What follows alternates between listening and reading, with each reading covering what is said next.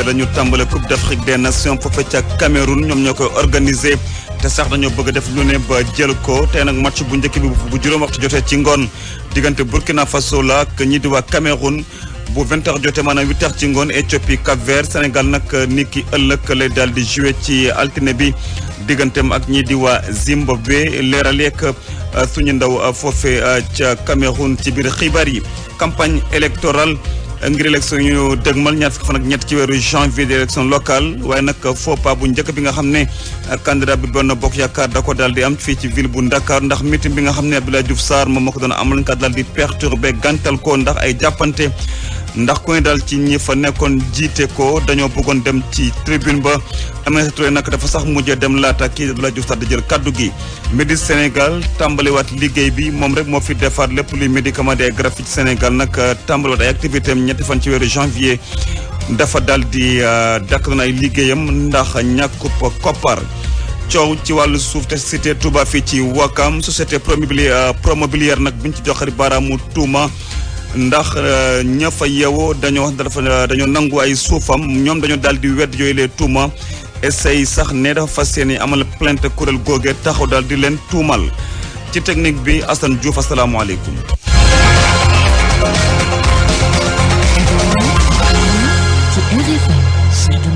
bokk jàngeen jëf dal leen jàmm ci rajo Futur Média tey dañu tàmbale Coupe d'Afrique des Nations foofe ca Cameroun ñoom sax ñoo koy organisé match bu njëkk tey bu juróom waxtu jotee diggante Cameroun moom ak ñi di waa Burkina Faso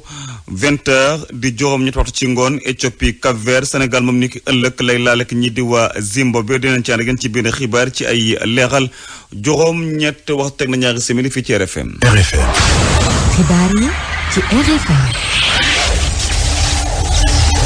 dañoo addu ci wàllu politique foppa bu njëkk bu candidat bu coalition Benno Bokk Yaakaar fii ci mairie bu Ndakaaru ay jàppante diggante agent sécurité ak ñi jiite boobule coalition nag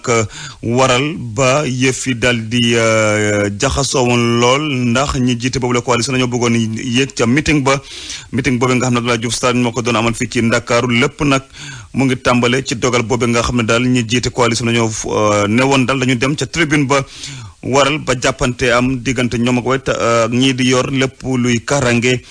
Aminata Touré sax nekkoon premier ministre dafa dal di jógee ca bërëb bi laata Abdoulaye Diouf Sarr di jël kaddu gi leexaleeg as barakan mer ba futu la def jëmale ko ci leaderu coalition Benno Bokk Yaakaar yi bëggoon a yegsi ci tribune bi par force ànd ak seen sécurité Moussa Sy di naqarlu lu ni mel.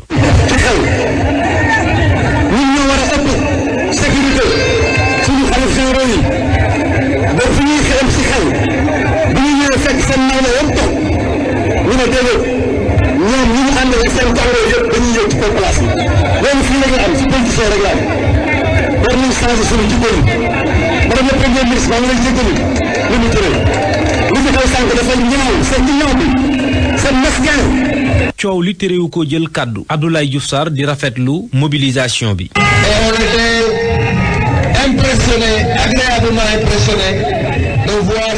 ñun de mbégte bu rëy lañ amoon biñ gisee ne tribune yi daanaka dañoo feesoon dell ñun suñu oto yi lañ toll di gis direct bi loolu dafa rafet lool Moussa Sy maa ngi lay félicité bu baax a baax ci mobilisation bu mucc ayib bii. maa ngi lay félicité ci mobilisation bi. Abdoulaye Diouf Sarr dolli ci ni ki nekk maire Ndakaaru jamono ji mënul génne boppam ci bilan bi. bu fekkente ne jëlee fi ñi fi nekk 2012 ba 2014 ba léegi qui n'ont même pas eu le courage d'assumer leur bilan et ont laissé actuellement celle qui dirige la ville actuelle assumer ce bilan qui en réalité est leur bilan. moom candidat coalition Benno Bokk Yaakaar bi di xamle ni bis bu ñu ko falee Ndakaaru dana amaat beneen xarkanam bu yees. Au point de vue de la gouvernance de Dakar en plus des structures yi xamante ne des instances yi xamante ne ñoom ñoo yore Dakar dañ si bëgg a dolli beneen initiative dañ si bëgg a dolli la conférence territoriale des acteurs de Dakar qui chaque année day daje pour élaborer les priorités. xeexoo bi amoon ci diggante garde rapproché yi sabab demuk Aminata Touré ancien premier ministre bi nga xamante ni fekkewul bi Abdoulaye Diouf Sarr di jël kàddu. Asbarakan Soham El Wardini nag di maire sortant bi nag moom dafa bëgg local yi doon ay local yu ànd ak dal coalition union citoyenne buntu nag newoon ca meeting ni ki démb ci ngoon nag ne leer na ko ne moom victoire moom ca wetam lay ne Soham El Wardini nag ne du musa dige loo xam ne du ko def leeral yegam na taba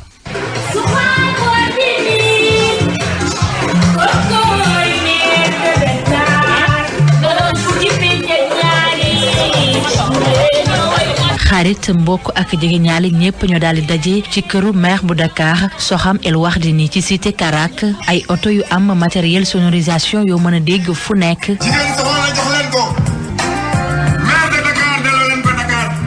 ginnaaw ay waxtu Soham El Wardini daal di dox caravanam ànd ceek convoi bu gudd daal di jëm ci gox ci mel ni Amitié Grand Dakar ba ca terrain Sacré-Cœur 1 fi nga xamante ne fa la meeting bi di amee.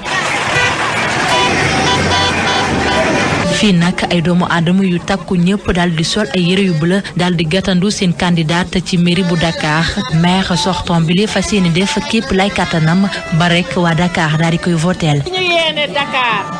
Dakar waaye yaakaar naa ne wax nañ ko fu ñu mës a dajee rek waxtaan wax nañ ko waa Dakar li ville de Dakar jot a def pour population yi la ñu commencé woon ci bilan bii ñu war a présenté dañ koy yokk def ko suñu programme te programme boobu nag bi ñu koy liggéey itam dañoo déglu population. moom nag muy xamle ni xelam dal na ci ndoxteelu campagne électorale bi. jigéen ñi ñoo mën nag bii yoon wax dëgg yàlla ñu jàppalante am ndak solidarité jëmbale seen moromu jigéen parce que ñëpp xam nañu jigéen ñi ñoo ëpp ci population sénégalaise. booy voté nag di fal ay góor tey jii ren jii bu ko defee jigéen ñi daal di jël maire yi jigéen bu yoree maire bi da koy yër comme ni mu yoree këram defar ko ba mu baax. Soham El Wardini di maire bu ville bu Dakar di waar rek ndaw ñi ñoom ñëpp ñu daal di amal élection yi ci jàmm moom nag mu nekk loon ak candidat bu mu bokkal coalition ci mairie Mermoz Sacré-Cœur. bu dee ca Kaolack la fexe daal ba tali yeeg ndox yu salte daal di fa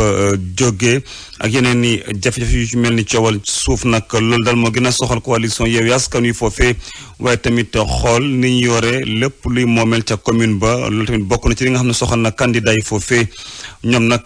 ñu ngay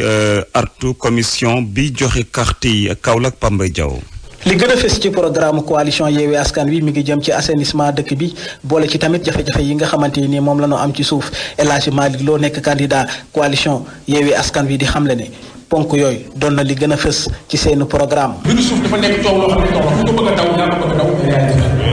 kenn fukki kaw la xaw yow kenn ku nekk am na terrain bu mën a gis bu mën a jël bis bu nekk ñëw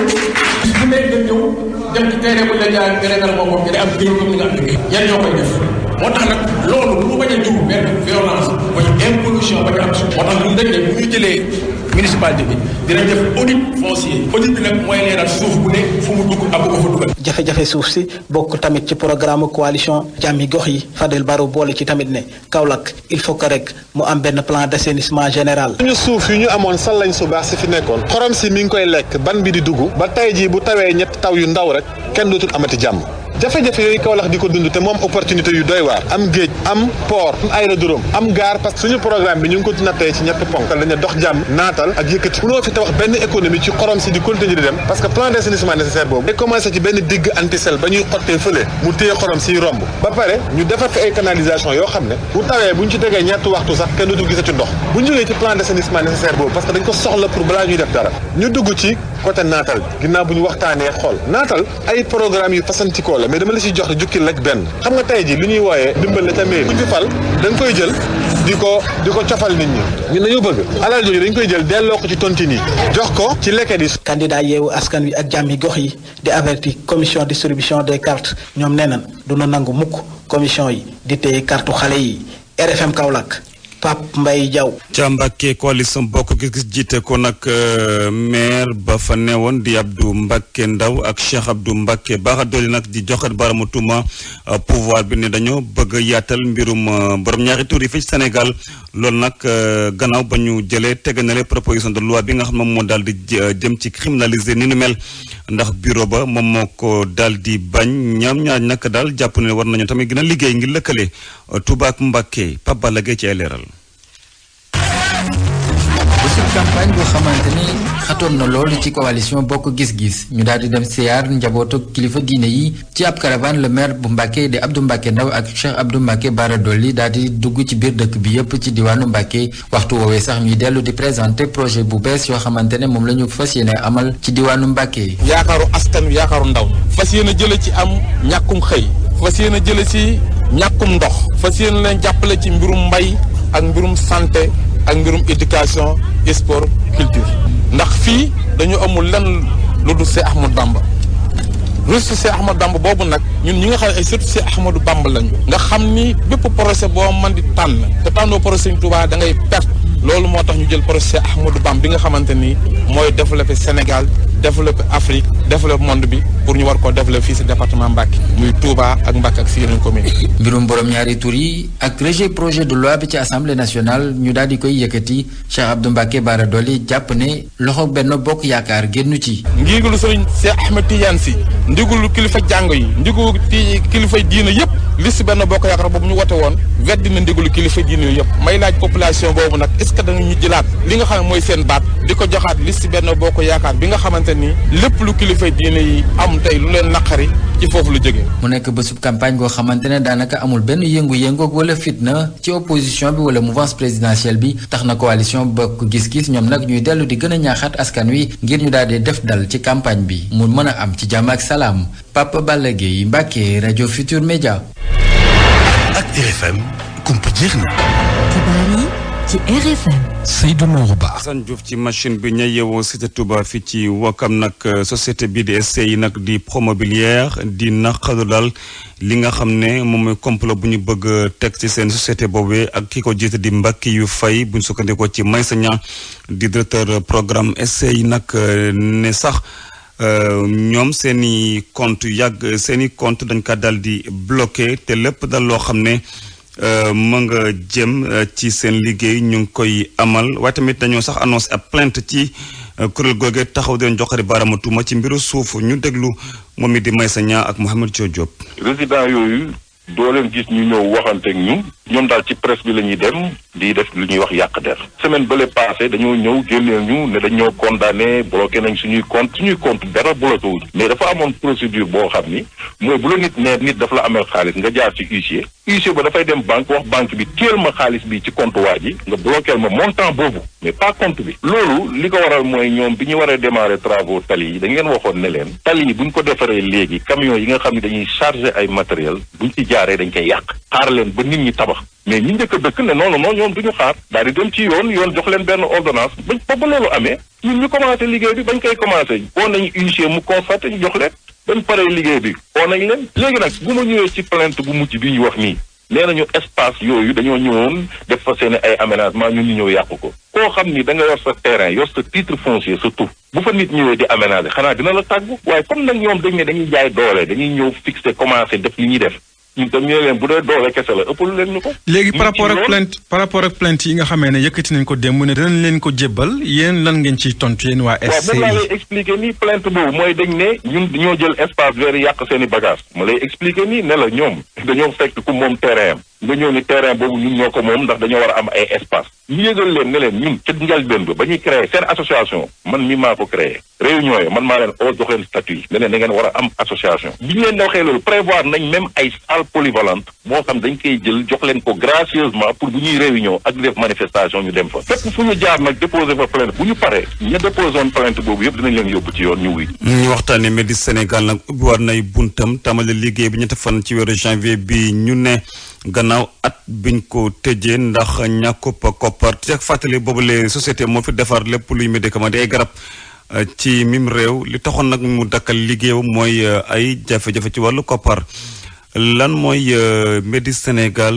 bañ ko sosee ak tey jii ak fa mu toll ak ci ànd ak Jean Paul Ndour mbégte bu rëy pour réew mi janvier 2020 ba léegi machine Medis Sénégal yi nekk Caaroy te ñuy yëngu ci wàllum defar garab machine yëpp a taxawoon entreprise bi waxoon nañ ne dina doxaat laata septembre 2020 waaye mujjewuloon a antu waaye léegi antu na gannaaw ay xabaar yu wóor waxtaan nañ ci ak ñoo xamante ne xam nañ ci lu leer ci conseil des ministres njiitu réew mi Macky Sall ñaaxoon na ay ministres am ñu fexe ba activité wu entreprise bi Médis Sénégal tàmbaliwaat nguurub Sénégal waxoon na ne dina ci def lu ëpp juróomi milliards ci suñu koppar ngir site bi mën a doxaat ak itam dugg sax ci capitalu entreprise bi muy mbëbët boo xamante ne njiitu réew mi xamle woon na ko ay yoon yu baree bari ci conseil des ministres ci benn conseil des ministres njiitu réew mi ne woon na sax ne fi mu toll nii lu mënta ñàkk la defar garab ci biir réew mi te buñ bëggee Sénégal moom boppam ci wàllum defar garab faw ñu fexe ba entreprise bii di Médis Sénégal mën a doxalaat ay activité am tey jii nag fi ñu toll nii loolee mujjee na antu réew mi yépp am ci yaakaar bu yaa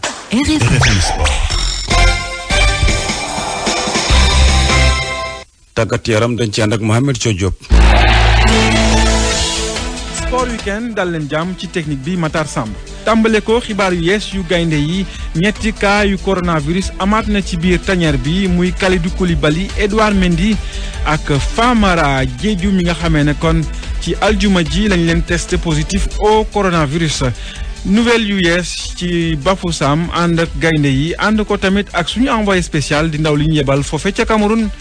Youssouf Bodian.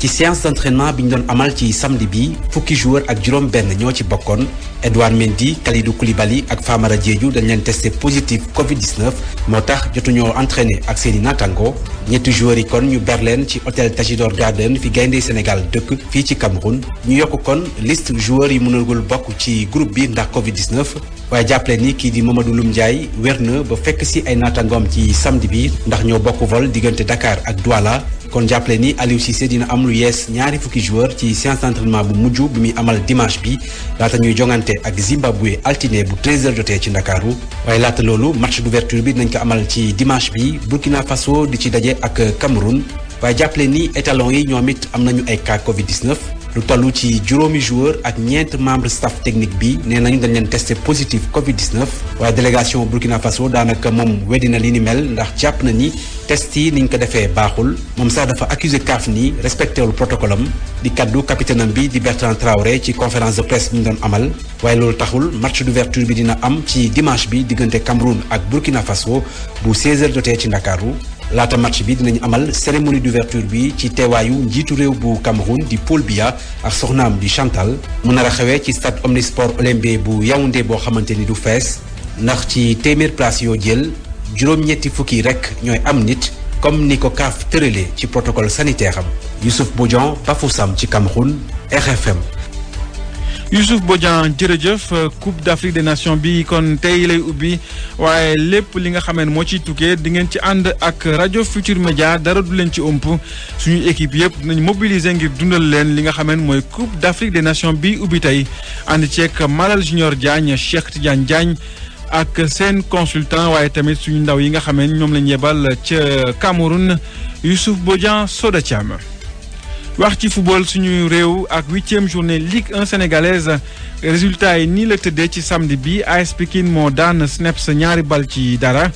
ca Ziguinchor Casa Sport daan Douane ñaari bal ci benn ci Dakar Iba Mar Diop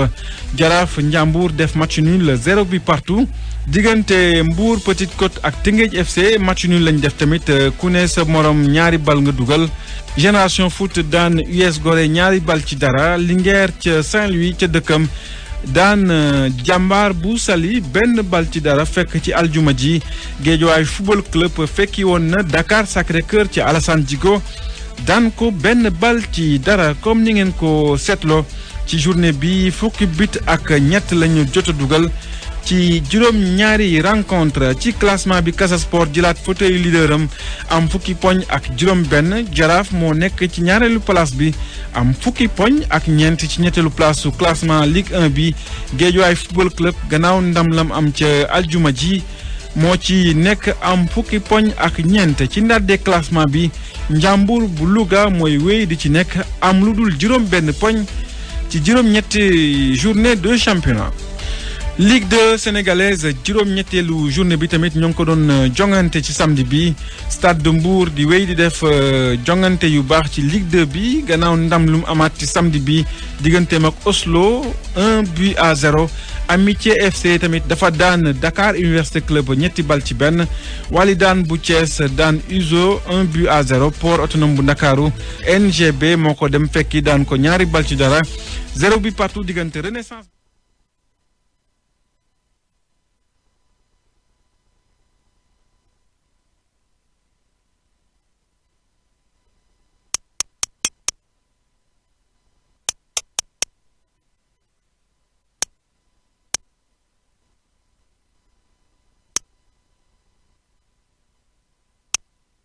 bi Thiès FC moo wéy di fa nekk am lu dul juróom poñ ci juróom-ñetti bëccëgu championnat dem ca bitim réew ak championnat étranger yi dañ ko nante ci samedi bi Lens moo daan Rennes benn bal ci dara Lille Lorient ndaje boobu dañ ko mujj a dàq ba jëmmi jamono ndax coronavirus bi. Espagne tamit ñoo ngi doon jongante ci samedi bi seen 20e journée Levante moo daan Mallorca ñaari bal ci dara Real Sociedad daan Celta Vigo 1-0 1 but partout diggante Grenada ak FC Barcelone Real Madrid nekk leader ci championnat Liga bi daan Valence ñeenti bal ci benn. jeexale ko ak Allemagne fukkeelu journée ak juróom-ñett lañ doon jongante ci samedi bi match nul 2 buts partout diggante Fribourg ak Arminia Bielefeld Hoffenheim daan Augsburg ñetti bal ci benn Bayer Leverkusen ak Union Berlin def match nul 2 buts partout RB Leipzig daan Mayence ñeenti bal ci benn Eintracht Francfort Borussia Dortmund moom moo ko dem fekki daan ko ñetti bal ci ñaar. mbokk yi lii lañ leen andi woon ci seen sport weekend amoon mbégte di ci ànd ak yéen jërë ngeen jëf ci teelu bi.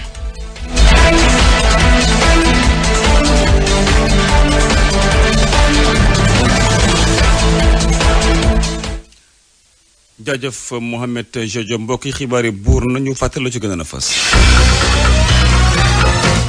tey ci diber gi ñuy tàmbale Coupe d'Afrique des Nations foofe ca Cameroun moomee sax moom moo ko daal di organisé waxal nag laaleeka tey bu juróomi waxtu jotee ak ñi di waa Burkina Faso juróom ñetti waxtu ci ngoon Éthiopie Cap Vert Sénégal moom ni ki ëllëg di altine lay laaleek ñi di waa Zimbabwe. campagne électorale ñeel élection locale 23 janvier bi ñu ne faux pas bu njëkk bi nga xam ne candidat bu Benno Bokk Yaakaar daal na ko am fii ci ville bu Dakar ndax meeting bi nga xam ne Abdoulaye Diouf Sarr moo ko organisé dafa daal di may jàppante diggante ña jiite coalition bi ak ñi yor lépp luy kaaraange kii sax dem na sa tur dafa daal di jóge ca bërëb ya laata Abdoulaye Diouf Sarr di jël kaddu gi. Medi Sénégal tàmbaliwaat liggéey bi di rek usine buy defar ay médicaments wala ay garab fii ci Sénégal dakkaloon liggéey bi waaye jaa ko ñetti fan ci weeru janvier bi ñu ne li nag taxoo ñu tàggal liggéey bi mooy dañoo amoon jafe-jafe ci wàllu koppar. ñàkkub coow ca cité Touba bu Wakam société promobilière mi ci joxari baaraamu tuuma ne dafa jël suuf si nga xam ne ña fa yeewoo ñoom ñoo ko daal di moom ñoom dañoo jël wedd yooyu les tuuma essayé nag ne sax dañu plainte ñoom ñooñee tuumal leen ci wàllu woowee mbokk jàngeen jëf mu nekkoon xibaar ci yaatal Seydou Noxoba ci micro technique Assane Diouf perdu de vue su ma fi jógee ak Assoumane Thioub asalaamaaleykum